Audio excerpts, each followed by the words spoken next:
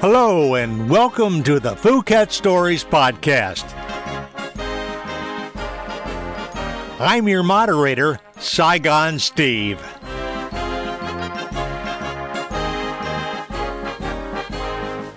On this recorded podcast, we'll talk with service alumni who were stationed at Phuket Air Force Base in Vietnam and talk with them about their experiences. Today's podcast is pre-recorded, but you're invited to participate on future podcasts by emailing your contact information to PhuketStories@gmail.com. That's PhuketStories@gmail.com. So let's get started with today's Phuket guest. We're talking with Harold Smith, who was in Connersville, Indiana. Harold was at Phuket in 1969, 1970s. Yes, Steve.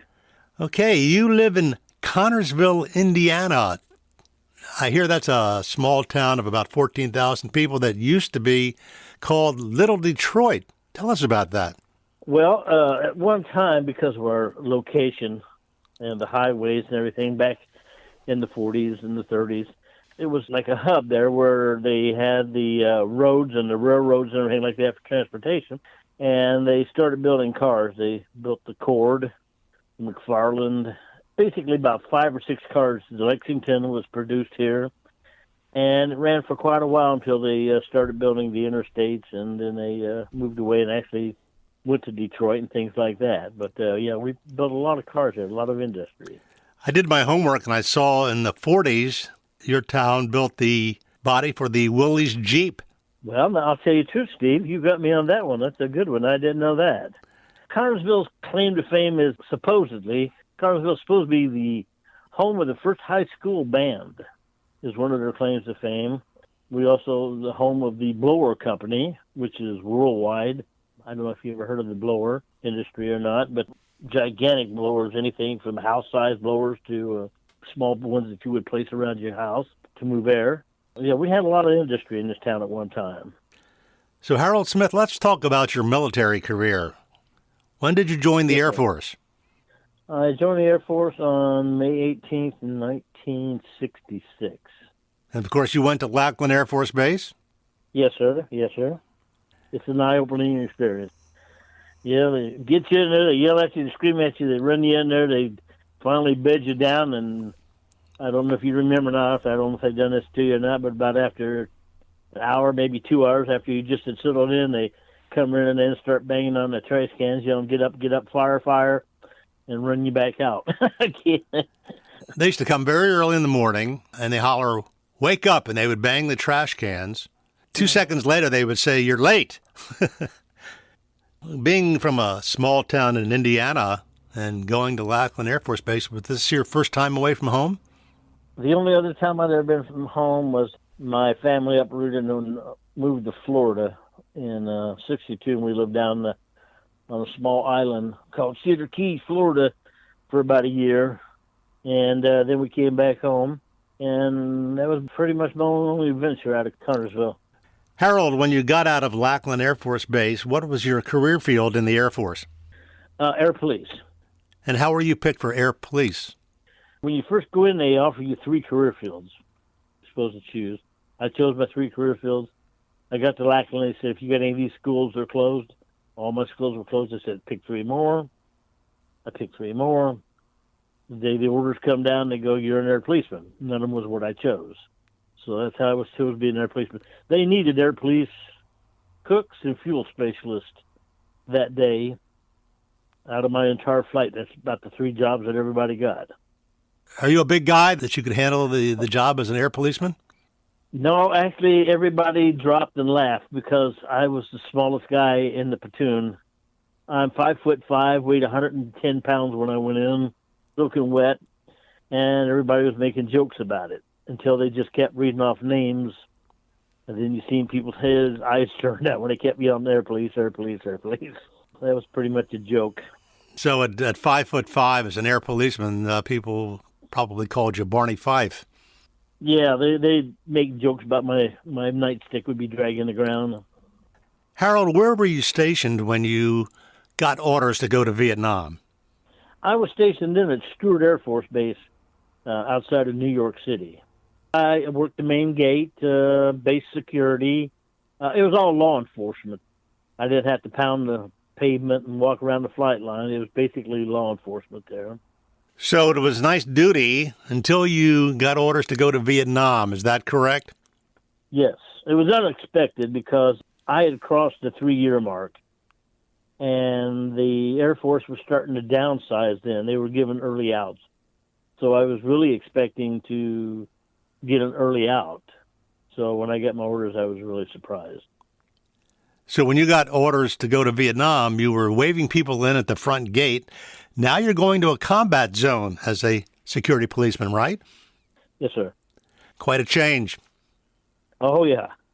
Harold, when you flew to Vietnam, what base did you land in? Tom Sanute Air Force Base. And how long were you there before you went up to Phuket? Oh, just 2 days. You flew into Phuket, correct? Yeah, we came in on Caribou. Came in sideways. The crosswinds were so bad, we was actually coming in sideways. It scared the ever dickens out of me. So I always ask everybody, what was your initial impression when you got off the plane and looked around? God, they opened the doors and the heat hit me, and I thought, oh my God. I remember it took me like at least 2 weeks to acclimate to the heat over there, just sucking down Cokes all day long, and just energy drained out of you. It's such a different environment. And of course, I'm 5'5". I'm considered the short guy in the room, and I'm walking around, and I'm in a country where everybody's like a foot shorter than me. It's like it's like the Wizard of Oz over there for me. I feel like a giant, seeing everybody sitting around squatting, and yeah, it's a different world. It's a beautiful country, though. So what was your first assignment when you got to Phuket? Well, I started out working a day shift. I was a buck sergeant. So I would be on base patrol, jeeps, 2-man jeep patrol. I was assigned tower duty at night. I never worked any bunkers. I worked all the towers, Tower 13, the big tall steel tower. And just before I went into ambush, they were grooming me to work on the ground radar, the new ground radar that they were developing, to sit in a tower all night long and stare at a radar screen, looking for ground movement. And that really just didn't sit well to me. I didn't think I liked the idea of that. And that when I decided I'd try to get with the ambush boys. No, that was a lot more dangerous to go out into the ambush. Why did you pick that?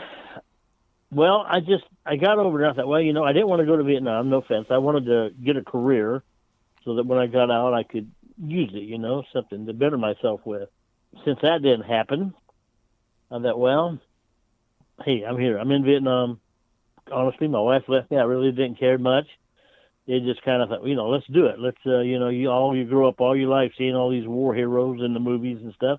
Hey, let's go out and give it a try and, see what you're made of. You were out looking for trouble. You were out looking for the enemy rather than them coming to you. Right, yeah. It doesn't get more dangerous than that. No, it can get hairy. Somebody was watching over me over there. Like they say, a fireman runs towards the fire. Most people's instinct is to run away from the fire. Same thing with you. Yeah. You're going towards the enemy, and your instinct basically is to be away from the enemy. I had to conquer some fears. Tell us about that. As a child, when I was a child, I don't know why, but I remember waking up one night in the middle of the night, and I had never been afraid of the dark. And I remember waking up a small child, and suddenly fear gripped me. And I was scared, and I got up, and my parents weren't around, and I ran through the house trying to find them, and it just terrorized me. And I don't know why, but it stuck with me. And when I got over there to go out in the middle of the night and sit out there in the bush by yourself, with a couple other guys, but still, I broke myself of that. And I learned to conquer my fears, which is one of my greatest times. So you're out in the dark. You've got your M16 or your M60. Sometimes you're up in Tower 13, Tango 13 as they call it. A lot of people talk about Tango 13 on this podcast that were stationed at Phuket. What was your experience being up in the tower at nighttime? Well, it's kind of spooky because you're thinking to yourself, well, first of all, the climb itself is a bear. My God, it's like 100-foot tower almost. I can't remember the dimension now. And then you climb all the way up there, and then you got a rope that's dangling all the way down, and you tie your equipment to it. Then you got to haul that up. So by the time you get it up there, and it's an incredible tower, but you keep thinking to yourself, is anyone going to crawl up this tower at the night? Anyone going to crawl up here? And you keep checking the stairways, looking down, but you can't see anything. And you keep thinking to yourself, I know this is a still tower, but if this gets hit by RPG, I think the RPG is going to win out probably, more likely. I don't think this take too many hits from an RPG. So, but it was incredible. They had an incredible starlight scope up there, the biggest one I've ever seen, tripod mounted, incredible field of fire. I was the only one in there, so a lot of times it was manned by two men, but I was the only one out there that night. I only worked it once. So your experience looking out at nighttime with the night scope, did you see any enemy up there at night? No, I carried a couple times. I carried a M16 with a starlight scope on it, and of course it was like Generation 1, and it was incredibly noisy. You would think you'd hear it a block away. I mean, it was like noisy. Of course, immediately you lost vision in one eye. You could see pretty good for about 50 yards. Seen a lot of things out there. I never saw any enemy. One night there was a form went in front of me, and thank God I had the enough sense not to fire, because one of our soldiers that was on the patrol with me had got ahead of us and had worked his way around in front of me and walked in front of me. So he'd look at it and whack him. And I thought, I reckon our ball caps. I recognized the ball cap because the Vietnamese didn't wear ball caps, and so I didn't shoot. And I thought, what the heck is he doing up in front of me? But that was the only time I ever saw anything with a starlight scope. And I said, I don't like this idea of one eye being blind all night long and the noise. So I quit carrying it. Went back to my M16. Now, you told us before you went on this podcast that on November 17th, 1969, something major happened with you and intruders. Tell us about that. Well, we got called into the office one day, and we were told that a GI was sleeping in his bed one night, and he woke up, and there was somebody standing in his room, and he jumped up, and the guy kicked him and hit him and ran like the Dickens out the door of the barracks. And it was a Vietnamese. And he ran, and they tried to chase him, and they basically figured out the direction he went. And they go, what the heck's going on? What's this guy doing sneaking on? So they sent a patrol the next night down to that general area, and they ran into a group of Vietnamese that had come on base. It's crazy. They were there to steal stuff. They were sneaking on base, stealing whatever they could out of these barracks and stuff. They were that bold. And that team made contact that night, and then they said, well, we need to end this. So they called us in and said, we want you guys to go down there, this general area tonight, sit up again, and if they come back tonight, we want you to bring home the bacon. So me and three other gentlemen, I was just a team members at that time, we went down, and it was right down by the, not a river, but kind of like a creek area or something like that. It was a swampy, backwash water area. There was to the west of us was a railroad trestle and a high railroad track, a trestle, a little bridge underneath there, water flowed through. Those old brokeback pigs, that you see all the time, were over there splicing around. And they set us up about 9 or 10 o'clock that night and put us out for a 6-hour bush. And usually we're pretty close together on ambush. but we spread out about 10 yards apiece this time. And there was a lot of foliage, and we couldn't see each other. So, you're pretty much on your own. And I was way down on the end, right by the bridge. And we sit there for hours, and I'm literally sitting in water. I was up to my waist sitting in it. And it's miserable. It's damp, miserable, stinks to high heaven. And I hear this splashing in the water. And I thought, what the heck is going on? So I kind of raised up and looked, and I seen one of those brokeback pigs slopping around. Because of the security lighting around the base, we got that lighting about 5 or 6 feet off the ground that shines out. You can see them, but they can't see you. So I sit back down, and I thought, well, we're getting near the end of the shift, thank God. This is going to be a waste of time. And I heard the splashing again. And I don't know what it was, but I swear to God, the hair on the back of my neck stood up, and I said, I don't like this. And I kind of edged up on my knee, and I flipped my M16 to full auto. And the next thing I know, 2 heads come up out of the water, right at the base of the water line, right at the base of the fence. And it's 2 Vietnamese. They had swam under the bridge, and it swam right up to the fence. And I'm like 10 yards away from them, sitting. Of course, they can't see me, but I can see them. And they're sitting there at the fence, and they're talking to each other real low, whispering. And I'm sitting there and thinking, oh, my God, what do I do? I'm some kid, 21 years old. I don't know what to do. I'm trying to remember what to do. And I'm thinking, what do I do? Wait for them to crawl the fence, come through the fence. Don't shoot them now because you don't hurt anybody. They're on their side of the fence. Should I yell, halt, don't lie? What do I do? And about that time, I hear a loud splash. And they turn around real quick, look behind them. And I'm thinking, what the heck? Oh, God, there's more. And a couple seconds later, this ungodly flash and explosion. The guy to my left, who did not see them but heard them, threw a grenade behind him. It exploded. All I remember is seeing these 2 grab the fence like in a death lock. It'd be framed in my mind forever seared. And it blew me back into the water. And I raised up, and I came up, it's like my mind switched off, and I went into like a robot mode. And I emptied that magazine to where they were at.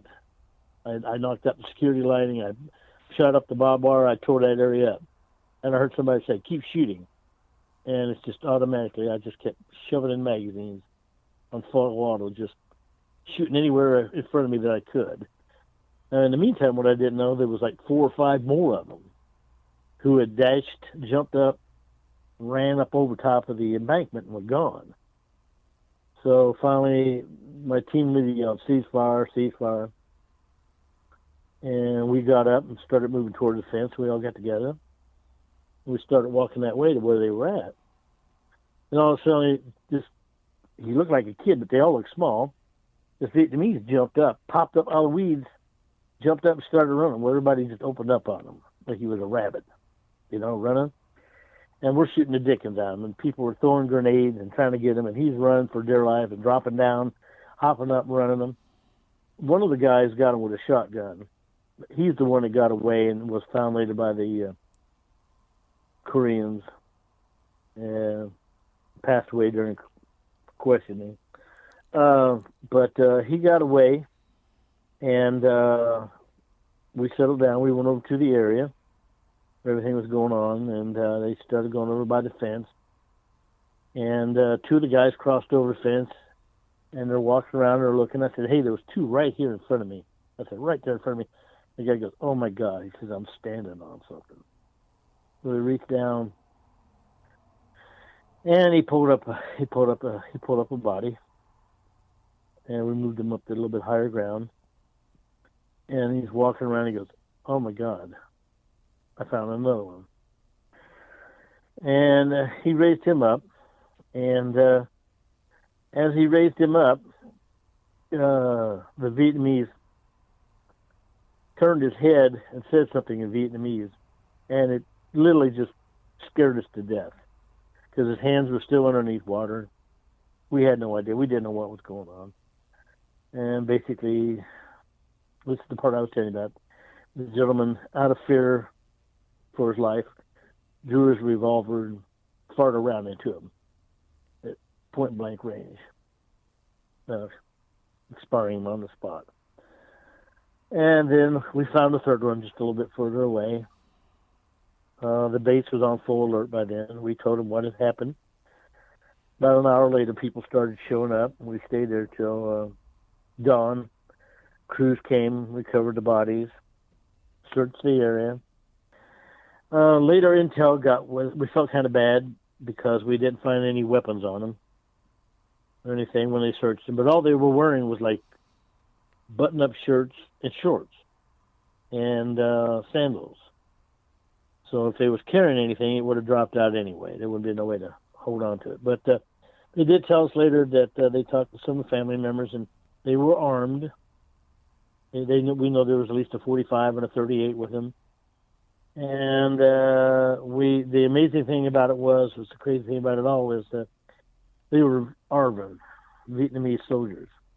They were a gang of thieves that were operating out of the area. One was a lieutenant, one was a sergeant. Who were going around the Air Force bases and robbing them, stealing whatever they could. And also, they said from intel from the guy they captured, said that they were walking the base, mapping it out for the VC, and being paid by the VC to map out the base for mortar and rocket attacks. So that gave us some joy there, because it upset us pretty bad. Out of the four of us, one of them quit on the spot. The gentleman I told you, whose name I won't mention, that shot the gentleman, he quit that next day. Said he didn't want anything to do with the air police anymore. He wanted to change the career field, move on with his life, which I can't blame him. But so that's how that one ended. We got a little slack over it. I remember coming home and somebody going back to barracks, and somebody said, "I hear you killed a bunch of kids." And they weren't kids; they were full-grown adults. Once the information come out, it give us our names back. Has this haunted you the rest of your life? This scene that you had that night? It's seared in my brain, Steve. Like I said, I never leave Vietnam. It's always there, and it comes back, and all it takes is a sound, a smell, and I'm back there. During your tour at Phuket, Mm-hmm. your duties every night was to go out, ambush, trying to find people that are intruding onto the base. And on that night, right. You were expecting armed VC or armed NVA, Yeah. and these were basically civilians, or they were with the ARVNs, but they weren't in uniform, and they were carrying weapons. So they knew the consequences coming across the perimeter, that they were at a place they were not supposed to be. Oh yeah, I mean there was a curfew at night. If you went out if you walked out of the village, you went walk around the village after a certain hour, you'd be shot if you were caught out. I mean that's just plain that you don't leave your hut or your house after a certain hour. You go out, you're a VC, you're the enemy. So yeah, they knew full well. And as you know, the bases are marked very well in English and Vietnamese. Lethal force will be used if you come on through the perimeter. So, you know, they knew the threat and what could happen to them. They chose otherwise. So when you went on these ambush patrols, how far out from the perimeter did you go? The most I ever went was we went a mile one time off base. There was 6 of us that night. We went off base one time a mile. So that most of the time it was outside the perimeter, X amount of maybe a half mile or something like that. But that one time was a mile. Did you find anything out there? Nothing. Usually, most of the time, all you'd find is like hogs, like I told you, a monkey, hogs, snakes.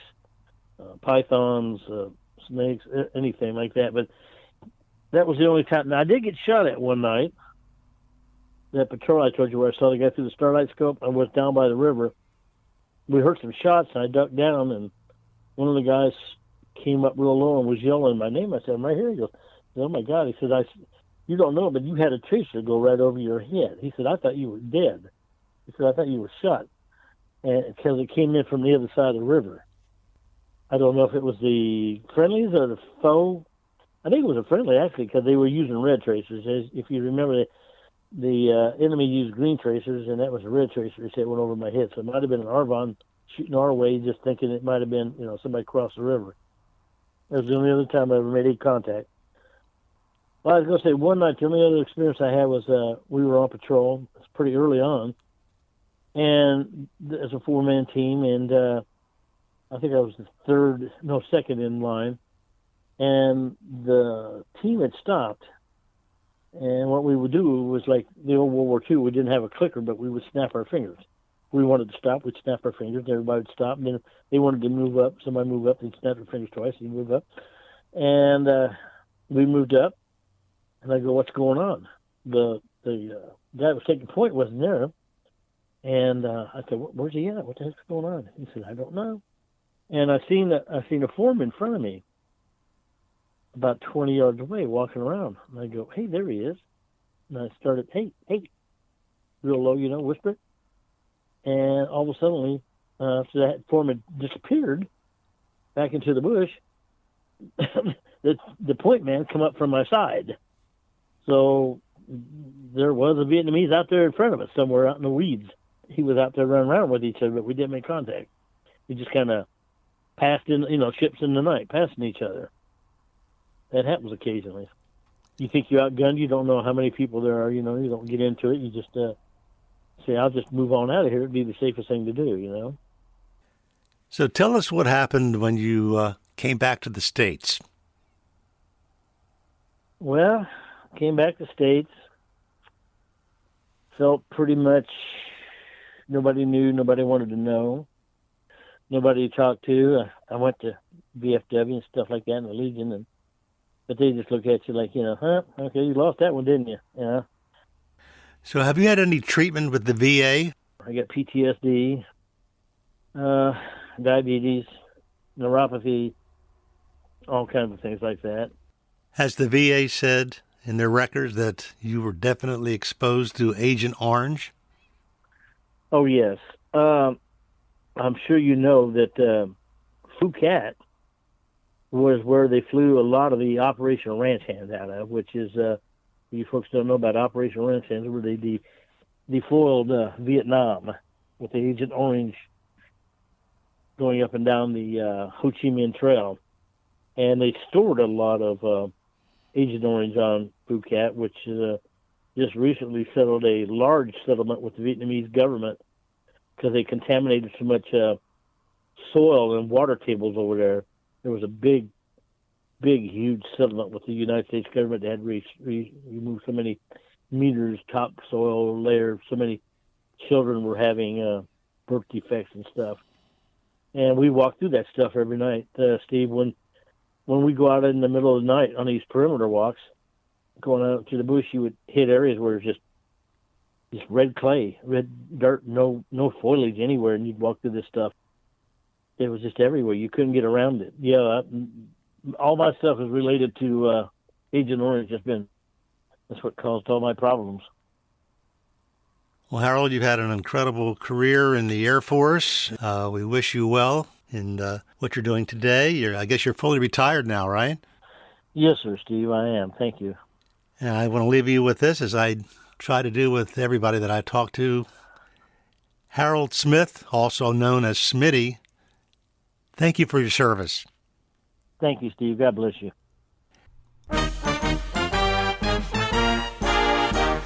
Well, that wraps up another episode of Phuket Stories. If you'd like to participate in a future Phuket Stories podcast, email your contact information to PhuketStories@gmail.com. That's PhuketStories@gmail.com. Until next time, thanks for listening to the Phuket Stories podcast. I'm Saigon Steve.